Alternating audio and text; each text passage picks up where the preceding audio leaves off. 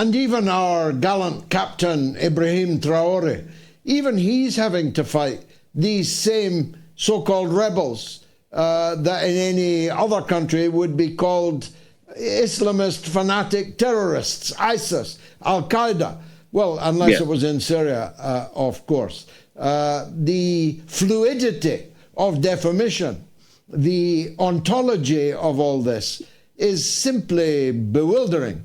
Someone's an Islamist fanatic terrorist if they're running through the Champs-Élysées murdering people, but they're rebels if they are in Africa, even though they are exactly the same people with exactly the same ideology and even the same names of their organizations.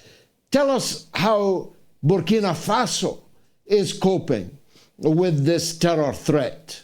So I guess unlike Mali, Burkina Faso's advantage is that its landmass is significantly smaller and it doesn't directly share a border with countries that are actively enabling some of these Islamist entities. So Mali shares borders with Mauritania and Algeria, which have been proven multiple times to be providing cover to these entities for various reasons. Burkina Faso, apart from the challenge of being bordered by Cote d'Ivoire, doesn't necessarily have that problem.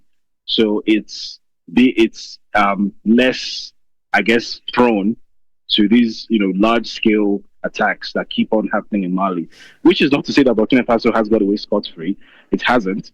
But the, I guess, geopolitical sweet spot that Ibrahim Traoré now sits in is that, first of all, there's the military partnership with Russia and with North Korea, which has made it a much less attractive proposition to attack Burkina Faso in the ways that these entities used to before.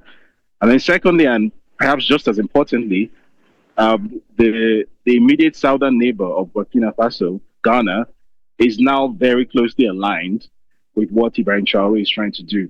Bear in mind that one of Burkina Faso's biggest geological disadvantages is that it has no direct access to the sea. It has no direct access to global trade. It's landlocked. So as a result, it's dependent on the foreign policy of the countries around it.